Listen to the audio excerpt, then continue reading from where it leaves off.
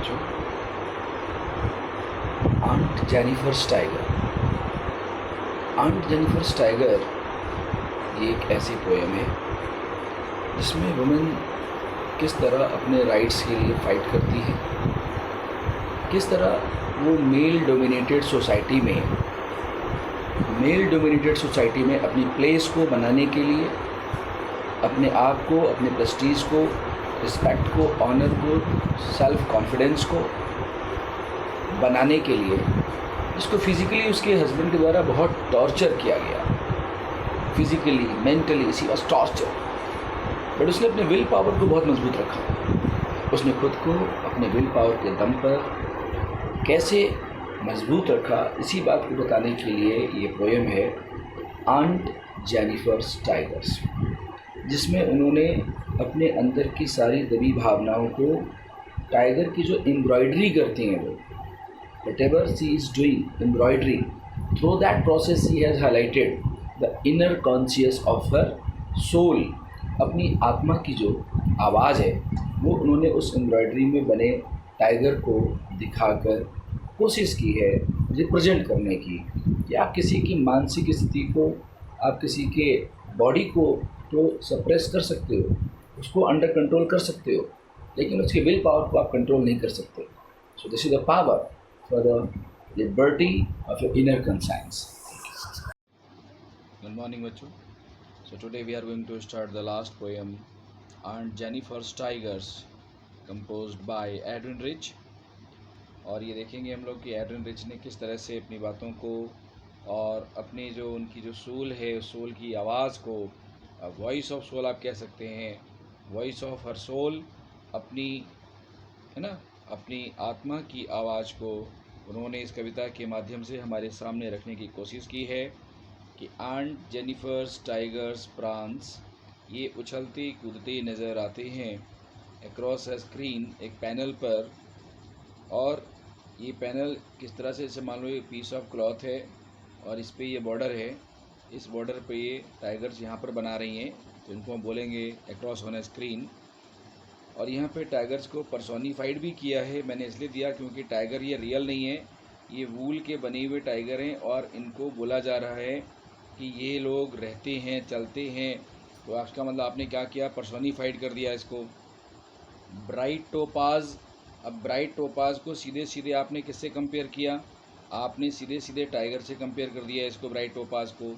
इसीलिए यहाँ पे कौन सा फिगर ऑफ स्पीच हो जाता है, मेटाफर हो जाता है। इसके बाद में बोला गया है denizens of world of green. तो मैंने आपको बोला कि जो डेनिजन है, डेनिजन का मतलब होता है ड्वेलर्स, वहाँ के रहने वाले। तो denizens of world of green ये इमेजरी है, कल्पना है हमारी पोइट का, तो उसकी कल्पना की वजह से ये इमेजरी भी बन जाता है। और ये ब्राइट टोपाज केवल किसके लिए आ रहा है, टाइगर्स के लिए आ रहा है, इसलिए हम इसको बोलेंगे कि ये ब्राइट टोपाज किसके लिए आ रहा है, टाइगर्स के लिए आ रहा है, कंपेयर कर रही है। तो ये हो गया मेटाफर। तो इस तरह से मेटाफर भी हो गया, इसमें इमेजरी भी हो गया। नेक्स्ट लाइन हमारे पास है they do not fear man, ये लोगों से नहीं डरते। तो यहाँ पर ये जो दे शब्द आ रहा है बच्चों, दे का मतलब हो जाता है soul of aunt Jennifer, soul of aunt Jennifer, यानी कि जो जेनिफर की जो आत्मा है वो अपने पति से नहीं डरती है। क्यों नहीं डरती है, क्योंकि उनके पति क्या करते हैं, फिज़िकली उनको टॉर्चर करते हैं, फिज़िकली उनको टॉर्चर करते हैं और मेंटली उनको टॉर्चर करते हैं। ऐसे में आंट जेनिफर ने अपनी कविताओं से ये प्रूव किया है कि किसी को भी फिज़िकली और मेंटली टॉर्चर तो हम कर सकते हैं, लेकिन उसकी सोल को, उसकी आंतरिक आवाज़ को आप टॉर्चर नहीं कर सकते, उसके मन को आप टॉर्चर नहीं कर सकते। उसने अपने मन को टाइगर के रूप में यहाँ पे दर्शाने की कोशिश की है कि जैसे टाइगर डरते नहीं हैं, तो वो अपने जो एम्ब्रॉयडरी करती है, एम्ब्रॉयडरी में टाइगर का जो पिक्चर बनाती है, वो पिक्चर इस बात का सिंबल है कि उसकी आत्मा डरती नहीं है। तो उन्होंने लिखा है they do not fear the man beneath the tree, जो पेड़ों के नीचे इंसान खड़े हैं उनके पास भी वो टाइगर जाते हैं और जा कर के उछल कूद मचाते हैं, वो डरते नहीं हैं।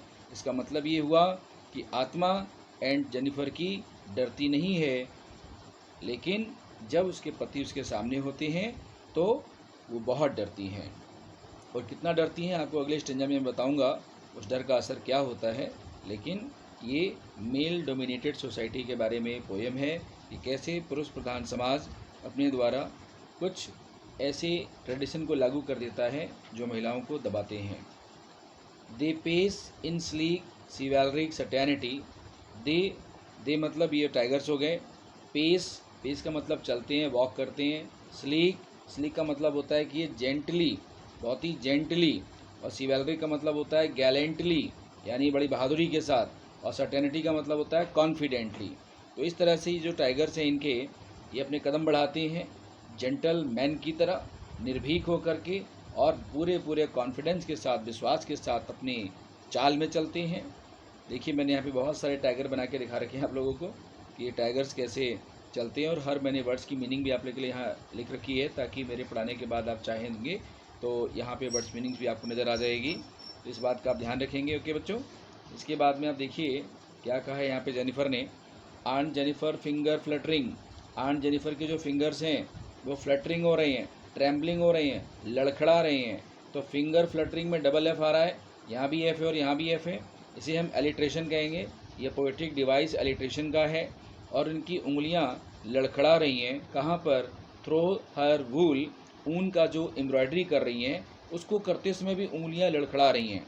तो यहाँ पे उंगलियों के लड़खड़ाने की दो वजह है। एक, उसे डर है कि मेरा पति कहीं ना आ जाए और उसे एम्ब्रॉयडरी करते हुए देख ले, डांटेगा, मारेगा। वो डर उसके वजह से भी उंगलियां फड़फड़ा रही हैं। और दूसरा, जो उनकी उम्र है वो बुढ़ापे की ओर जा चुकी है, एजिंग इफ़ेक्ट है, जिसकी वजह से उंगलियां उनकी थरथरा रही हैं। तो दो कारण हैं, एक एजिंग और दूसरा टेरर ऑफ हर हस्बैंड, उसके पति का वो डर जिससे उसकी उंगलियां फड़फड़ाती नज़र आती हैं। ठीक है बच्चों, ये दो रीज़न आप दिखाएंगे। Find even the Ivory needle. बच्चों ये आइवरी आप डिक्शनरी में देखोगे आपको नहीं मिलेगा, पहले आते थे। आइवरी का मैं आपको बताता हूँ। आइवरी जो एलिफेंट के टस्क होते हैं ना, जो एलिफेंट के टस्क होते हैं, बड़े बड़े जो दांत होते हैं, उससे पहले बहुत सारे डेकोरेशन के सामान बनाए जाते थे। तो उस ज़माने में जो सुई होती थी ना वो हाथी के दांत की बनी होती थी। तो वो आइवरी उसको बोला गया है। आइवरी से बनी निडल को हार्ड टू पुल, बेचारी खींच नहीं पाती है, इतनी ज़्यादा डरी हुई या फिर आप कह सकते हो बहुत कमज़ोर है कि वो आज उन निडल्स को भी खींच पाने में अपने आप को महसूस करती है कितना कठिन उसके लिए हो रहा है, ठीक से खींच नहीं पाती है। और आगे देखिए क्या लिखा है, massive weight of uncle wedding band. अब देखिए जिससे शादी हुई है आंटी की, उनके पति के बारे में कहा जा रहा है कि massive weight of uncle's wedding band, यानी कि जो उनकी जो हस्बैंड है, उनका जो शादी हुआ है उनका आंट के साथ में, तो उसका कह रहा है मैसिव वेट, उसका बहुत सारा वज़न है। और उस वज़न ने, उस भारी भरकम वज़न ने आज जेनिफर को इतना ज़्यादा मजबूर कर दिया है कि वो अपने किसी काम को लिबर्टी के साथ नहीं कर पाती हैं। तो ये जो मैसिव वेट है ये सीधे सीधे जो उनके रस्म हैं, शादी के रस्म हैं, उसके बारे में कहा जा रहा है। यानी ये एक रेस्ट्रिक्शन है, तो इसको हम बोलेंगे मेटाफर। ये मेटाफर हो जाता है। मैसिव वेट क्या हो गया? मेटाफर हो गया।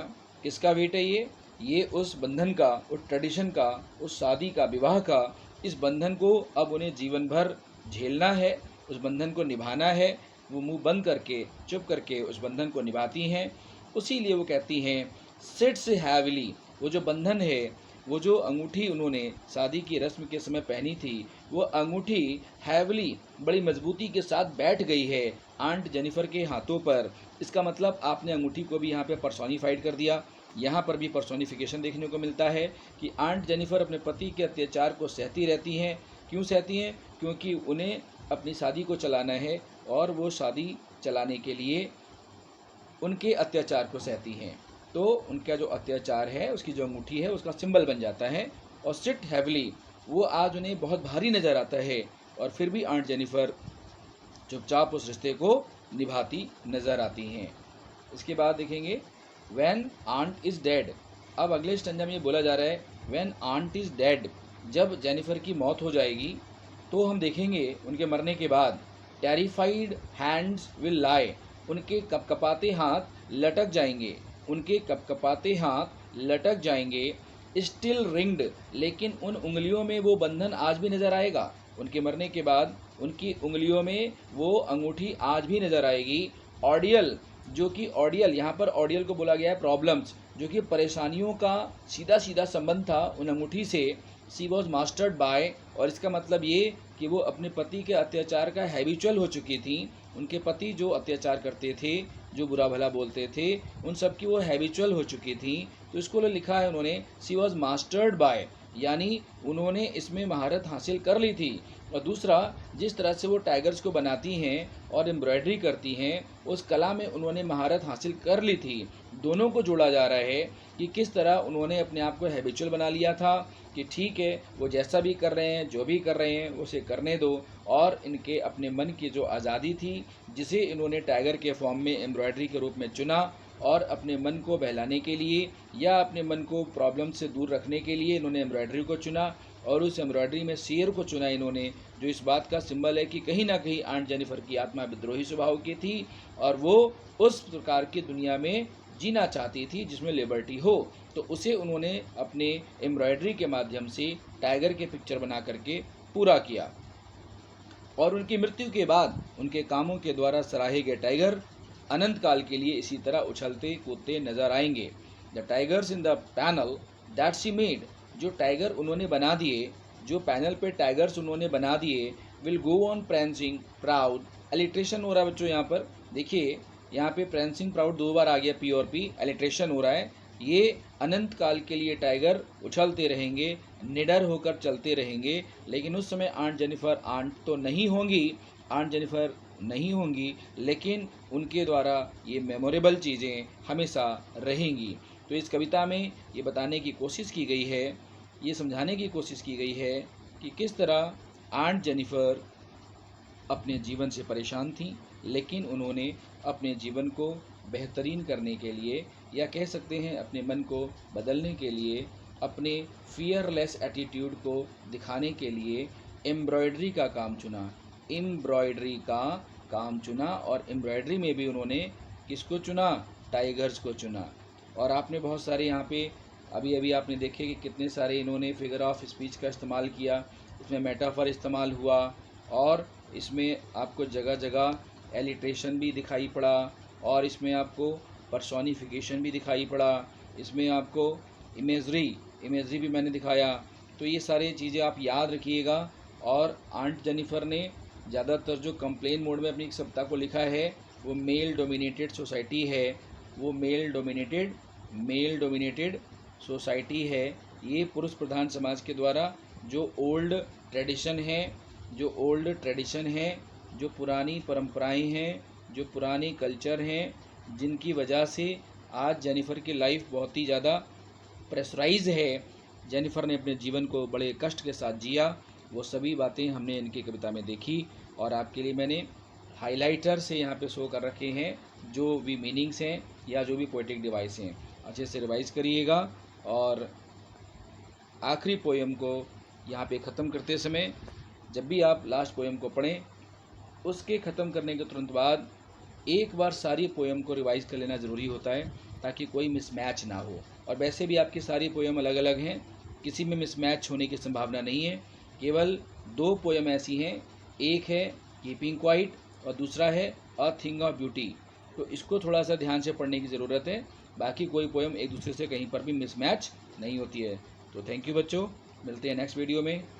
Have a nice day.